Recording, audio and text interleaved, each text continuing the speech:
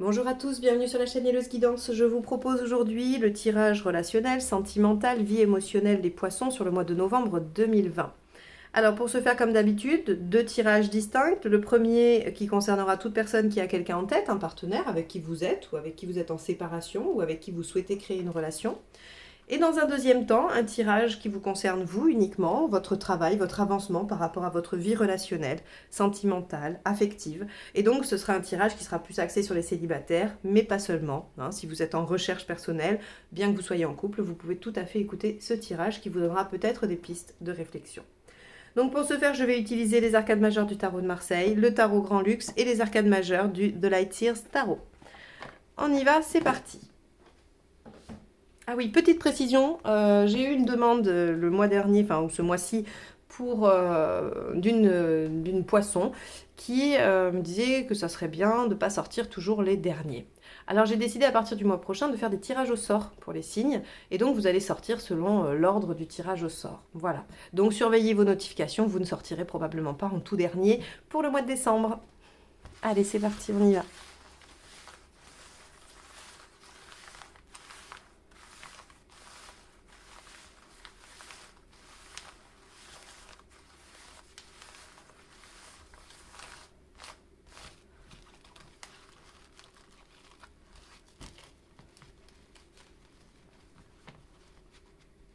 Allez.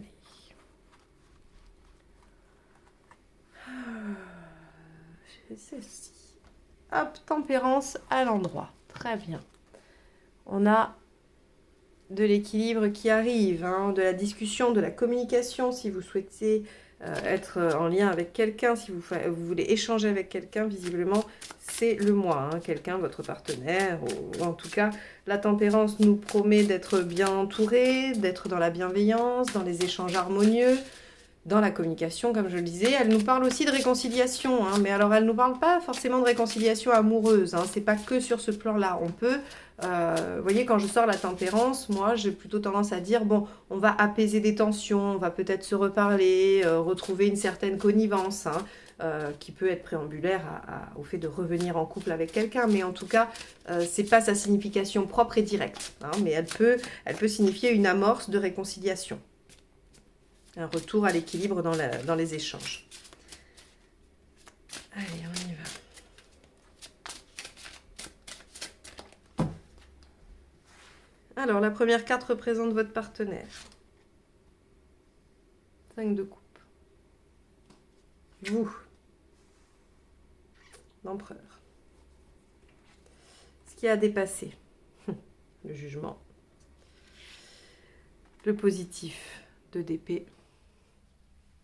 Ce qui va être un peu moins positif ou plus dérangeant, le hiérophante. L'intention du partenaire, votre intention, l'issue à la fin du mois. Super.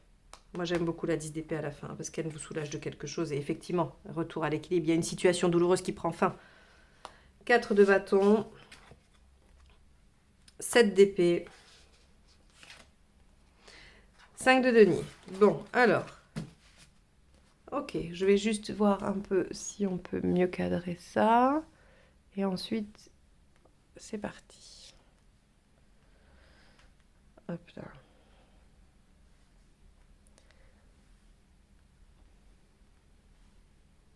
Ok. Alors, donc, je vous disais, on va avoir sur cette fin de mois un retour à l'équilibre. Oui, on va avoir un retour à l'équilibre parce qu'il y a quelque chose de difficile qui va s'arrêter. Une situation va probablement se résoudre. Ici, on a un partenaire qui se demande quand même si ça ne va pas s'arrêter, si on ne va pas laisser tomber. Que vous soyez ensemble, pas ensemble, séparés, peu importe. Le 5 de coupe nous dit, vais-je avoir le courage de quitter la situation dans laquelle je suis? Alors, petite nuance pour ceux qui attendent que quelqu'un se sépare. Le partenaire peut être encore en train de se demander s'il va avoir le courage de quitter ce qu'il vit actuellement pour pouvoir venir s'engager avec vous aussi. Ça peut être un aspect. Quoi qu'il en soit, là, on a un partenaire qui est quand même prêt à lâcher l'affaire, comme on pourrait dire. On a quelqu'un qui se demande quand même si ça vaut le coup de continuer dans cette voie, si c'est la bonne option. Donc là, on a un partenaire en position un peu délicate vis-à-vis de vous. Et vous tenez bon. Vous, avec l'empereur, on est je tiens mes positions, je persévère, je suis constante dans mes demandes ou dans ma position, hein, peu importe sur quoi vous êtes constant. Mais en tout cas, l'empereur vous dit, voilà, vous tenez bon, vous ne bougez pas d'un iota. On peut même peut-être un peu avoir affaire à de la rigidité. Hein, peut-être qu'on pourrait s'assouplir légèrement. Et encore, là, je nuance mon propos, ça dépend dans quelle situation.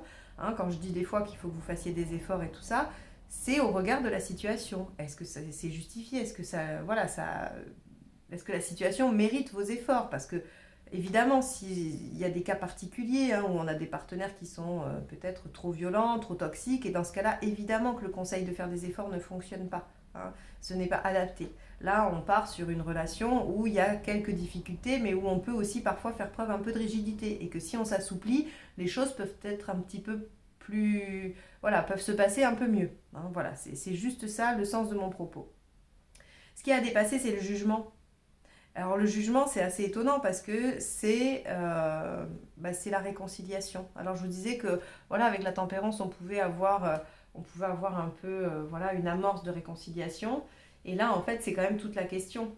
Ce qui a à dépasser, c'est la réconciliation, c'est aussi quelque chose du passé. C'est la réactualisation d'une situation du passé. Hein. Si vous n'êtes pas concerné par une réconciliation, puisque vous êtes nombreux à regarder la vidéo, ça peut être une situation du passé à devoir clôturer, ou alors on la réactualise ou on la réactualise pas. Hein. Mais en tout cas, c'est en lien avec quelque chose qui s'est déjà produit. Par exemple, pour ceux qui viennent de rencontrer quelqu'un et qui se demandent comment ça va aboutir, eh bien, vous pouvez vous dire que ouais, ce qu'il va falloir régler, c'est est-ce que l'autre va être capable de clore, hein, de clôturer son passé. Voilà. L'avantage, c'est le temps. Le temps joue en votre faveur. 2 d'épée, ici. Hein. Le 2 d'épée, c'est je n'agis pas forcément, d'ailleurs je n'agis même pas. Hein. Il n'est pas conseillé d'agir avec le 2 d'épée, il est juste conseillé de réfléchir, de planifier, d'organiser, d'essayer de comprendre, d'acquérir les ressources pour comprendre la situation. C'est en ça peut-être que je vous dis, avec un 2 d'épée, on peut peut-être comprendre des choses qui permettent de s'assouplir. Hein. L'empereur est très bien, mais il est très stable, mais comme je vous disais, il est parfois un petit peu trop dur. Donc le 2 d'épée vous dit, on a cette capacité de pouvoir laisser un peu de temps, de laisser passer les choses, on a de la patience. La tempérance est aussi une âme de patience. Peut-être qu'on ne va pas brusquer le partenaire hein, pour pas qu'il prenne une mauvaise décision, ou en tout cas qu'il prenne une décision, on va dire, impulsive, qui pourrait ne pas être la bonne, hein, je vais être plus prudente. Donc on a cette bonne capacité. Lui aussi est capable de réfléchir. Hein. Le partenaire aussi peut réfléchir, peut poser les choses. Il a quand même un bon discernement. Donc faites confiance à ce partenaire. Ok Ici, ce qui va, on va dire, bloquer un peu, hein, je le dis directement parce que je le mets en lien, c'est le fait de vouloir aider, de vouloir donner conseil. Non. Euh, Au contraire, laissez le partenaire dans sa réflexion et soyez vous dans la vôtre. C'est-à-dire ne focalisez pas tout sur le partenaire, c'est parce que le partenaire ne fait pas son choix, c'est parce que le partenaire est en train d'essayer de partir, c'est parce que ça, c'est pas la bonne attitude. Posez-vous la question, vous, qu'est-ce que vous pouvez mettre en place, qu'est-ce que vous pouvez modifier pour vous-même, hein, et je dis bien pour vous-même, pas pour vous modeler à la relation, mais qu'est-ce qui dans cette relation ne vous convient pas et qu'est-ce que vous pouvez modifier pour vous-même. Là, c'est comme si on avait 2 travaux, enfin 2 travails spécifiques à faire. Le travail du partenaire, le vôtre. Il faut vraiment que vous alliez dans ce sens-là et pas que vous focalisiez votre attention sur l'autre. Et c'est un peu ce qui peut se passer ici avec le hiérophante, c'est-à-dire qu'on va être en position de donner un conseil, surtout vous en position d'empereur, parce que l'autre est surtout en position de se demander, de se questionner, mais vous allez plutôt être en position de sachant, et vous n'allez pas regarder ce qu'il y a au fond de vous. Hein. Vous n'allez pas essayer de régler vos propres barrières, vos propres, on va dire, vos propres obstacles.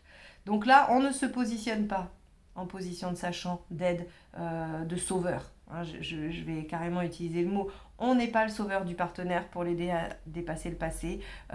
Il peut lui-même le faire, d'accord, hein, il a tout ce qu'il faut, faites-lui confiance.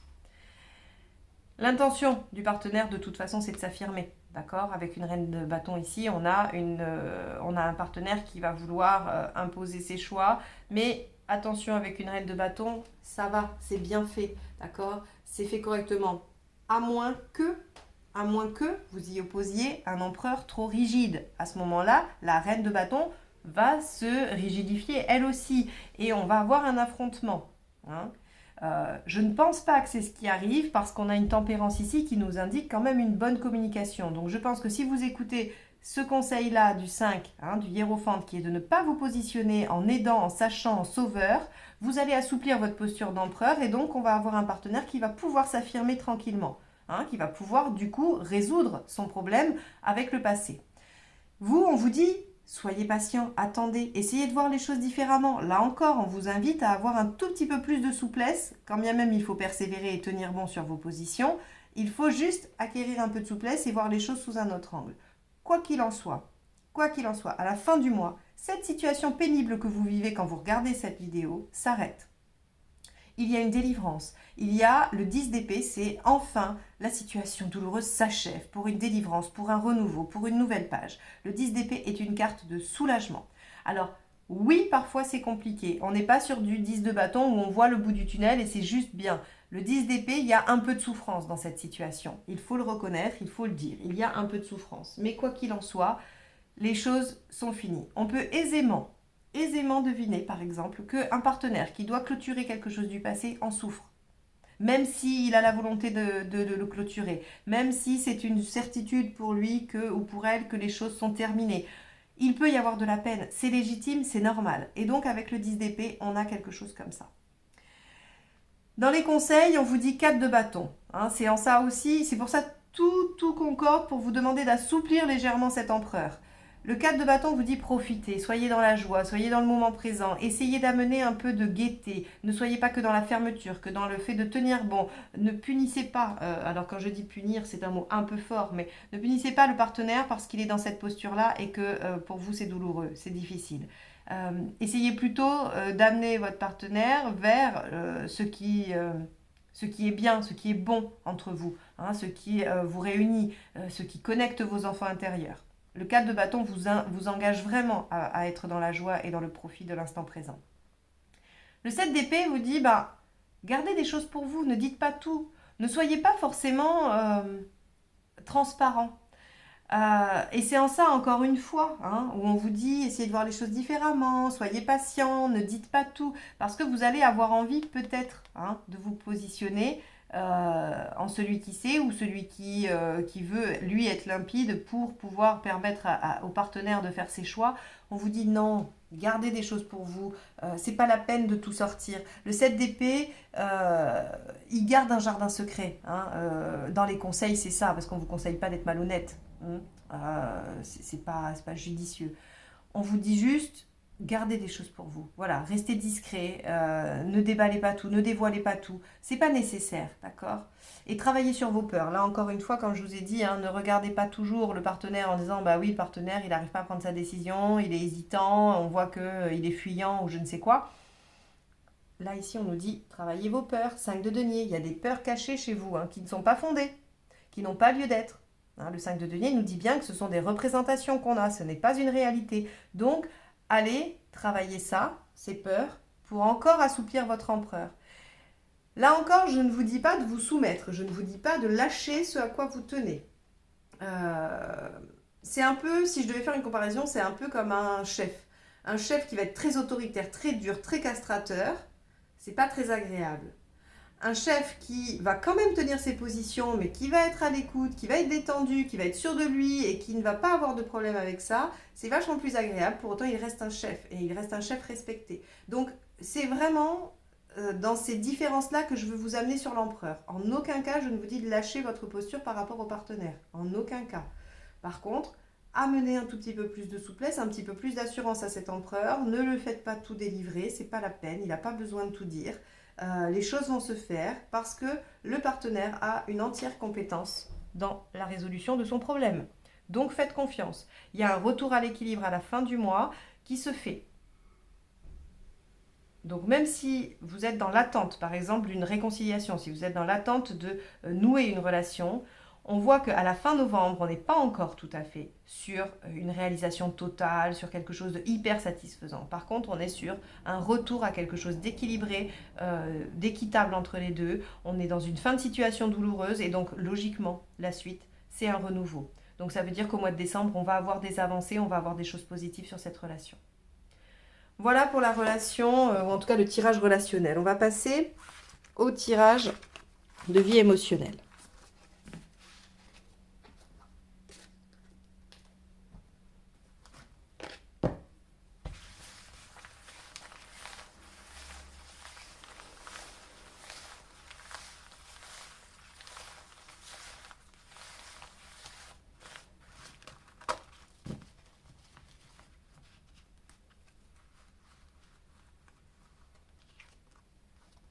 L'impératrice inversée. Bon, alors, là, vous vous sentez en difficulté et vous aimeriez être pris en charge. Vous voudriez qu'on règle les problèmes pour vous. Alors, ça aussi, c'est une étape très, très naturelle dans le cheminement personnel. Hein. À un moment donné, on en a ras-le-bol, on ne voit plus là où on doit travailler et on aimerait bien qu'on vienne nous dire « Ah ben, c'est ça le problème !» Et puis hop, là, hop, j'ai une petite technique rapide et sympa qui fonctionne super bien et c'est réglé. Bon, c'est pas possible, ça n'existe pas toujours. Mais c'est pas grave, on va aller voir comment ça se décline. Vous avez le droit d'être fatigué, vous avez le droit d'en avoir marre de travailler sur vous. Hein. Là encore, c'est le travail d'une vie, donc on a le droit de faire des pauses. Hein. Allez, votre état d'esprit. Ouais, la lune, vous en avez marre. Ce que vous voulez, le diable. Pourquoi vous n'y arrivez pas? Qu'est-ce qu'il faut faire pour y arriver? L'issue à court terme et à plus long terme. Ok les poissons. Alors, je vais juste mettre ça. Hop. Alors, donc la lune nous dit, ben oui, qu'on est dans un état un petit peu de lenteur, hein, voilà, où les choses sont pas forcément très très très rapides. Par contre, il y a de la créativité hein, quand même. On a des bonnes idées et on est aussi dans une phase de remise en question. Donc oui, vous aimeriez être pris en charge, vous aimeriez être soutenu, vous êtes un peu en difficulté. Néanmoins, on a quand même avec la lune cette envie de se remettre en question, de se dire, en tout cas de se poser les bonnes questions par rapport à son développement et aussi par rapport à ce qu'on souhaite.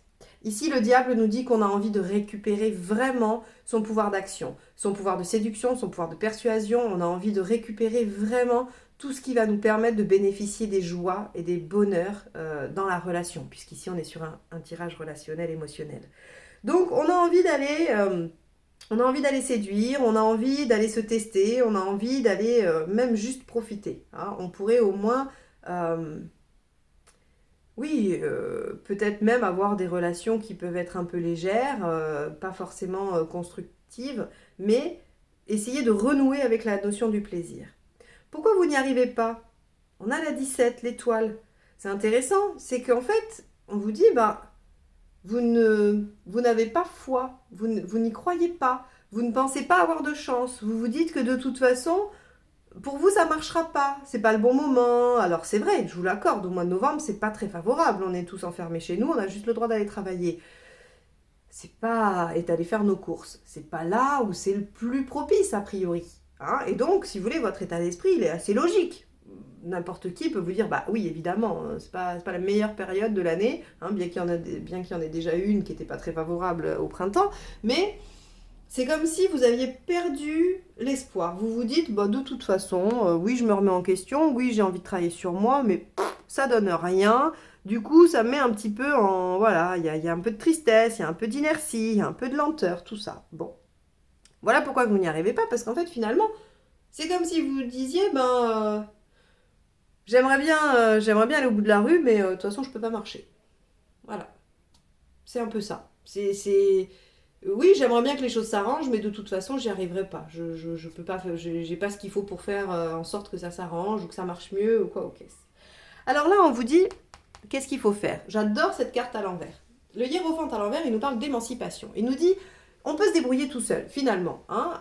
C'est pas parce que les contingences extérieures sont pas favorables, c'est pas parce qu'on nous a toujours dit que de toute façon c'était pas pour nous, ou qu'on n'y arriverait pas, ou qu'on était nul, ou que si, ou que là, que sais-je, que c'est pas possible. Eh bien si, le hiérophante inversé, il vous dit, prenez-vous en charge, prenez-vous en main. Exactement l'inverse de ce que vous souhaitez. Mais Ça, si vous voulez, c'est directement lié avec ce que vous voulez. C'est-à-dire que le diable, qui veut lui récupérer les rênes de sa vie, qui veut être dans l'action, il est obligé de s'émanciper, de se prendre en charge. Sinon, ça ne marche pas.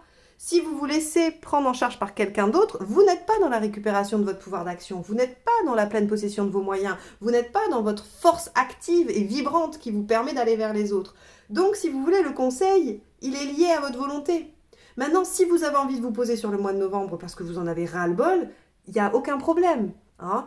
Mais seulement, soyez tranquille avec ça. C'est-à-dire que vous ne pouvez pas avoir une volonté qui est celle-ci, hein, comme je l'explique, de récupérer votre pouvoir d'action et tout ça, et une posture passive et inerte. C'est pas possible. C'est complètement antinomique. Ça marche pas. Hein. On ne peut pas être maître de son destin si on se dit « je verrai bien ce qui se passe ».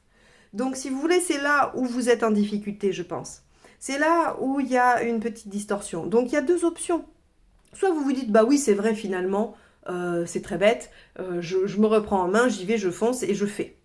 Hein, » voilà. Ou alors, vous vous dites « bah oui, je suis fatiguée, j'ai déjà pas mal bossé sur moi, j'aimerais bien faire une pause. C'est vrai que j'ai envie de reprendre les rênes de ma vie, mais en même temps, là, j'ai juste envie de m'écouter. J'ai une petite baisse de forme et c'est pas grave. Sur le mois de novembre, je m'autorise à lâcher un peu prise. Mais par contre, je sais que si je veux ça, il faudra que je mette ça en place. C'est-à-dire que si je veux récupérer les pouvoirs du diable, il va falloir que je mette en place le hiérophante inversé, c'est-à-dire de me prendre en main, de m'émanciper et de faire les choses par moi-même, de me débrouiller seule. Il n'y a aucune obligation sur le mois de novembre. Il y a juste ici un élément de compréhension pourquoi ça grippe. D'accord ? De toute façon, à court terme, je crois que vous allez choisir de vous reposer, puisqu'on a ici les amoureux à l'envers qui nous dit qu'on ne priorise pas sa vie sentimentale sur les prochaines semaines, sur le mois de novembre, hein, puisque c'est l'échéance à court terme, on est sur le mois. Donc sur le mois, on va se dire, ok, je vais faire autre chose. Je vais prendre soin de moi, je vais me reposer, je sais pas, hein, ce que vous voulez, ou je vais me concentrer sur le boulot, ou peu importe. Mais vous n'allez pas mettre ça tout de suite à profit. Vous allez peut-être même fermer cette vidéo en vous disant trop la flemme, pas envie. Vous voyez, ou bah non, ça me ressemble pas, c'est pas ça, je fais ce qu'il faut pour. Bref, vous allez probablement laisser passer ce conseil-là, ou en tout cas cette volonté et ce conseil-là pour le mois de novembre. Par contre, hop, révélation, prise de conscience, presque instantanément après. C'est bien, ça veut juste dire qu'il y a une petite graine qui va se planter avec ce tirage ou avec d'autres choses qui vont vous arriver dans votre vie, hein, parce que voilà, c'est pas la seule source. Je pense que si le message vous avez à le recevoir, vous allez le recevoir sous d'autres formes, pas que sur celle-ci. Donc, il y a une petite graine qui se plante, qui va tranquillement se développer en novembre, hein, sans que vous la voyiez trop. Et hop, il y a une révélation, il y a quelque chose qui se passe, et les poissons, normalement au mois de décembre, on se réveille, on se dit, ok, c'est bon, je prends en main, je m'émancipe, et du coup, j'accède à ce que je souhaite. J'accède à ce que je souhaite, et finalement, de me laisser porter, ça va pas, c'est pas ce que je veux. Eh ben, j'espère que ça vous aura apporté quelques éléments, hein, que en tout cas la petite graine va être bien plantée pour qu'elle se développe et qu'elle vous fasse une révélation, une prise de conscience en décembre. On va s'arrêter là pour vous. J'espère donc que ce tirage vous a apporté des éléments de compréhension. Si c'est le cas, n'hésitez pas à liker, partager et commenter. Si vous voulez une guidance personnalisée, vous avez les informations dans la barre juste en dessous de la vidéo. Vous avez tous les liens nécessaires à la prise de rendez-vous et aux renseignements. Et si vous n'êtes pas encore abonné, eh bien, je vous laisse le faire en cliquant sur Hélios Guidance sur la vidéo ou alors sur le petit bouton rouge juste en dessous. Je vous remercie de m'avoir écouté jusque-là. Je vous souhaite un bon mois de novembre et je vous dis à très bientôt pour de nouvelles guidances. Au revoir.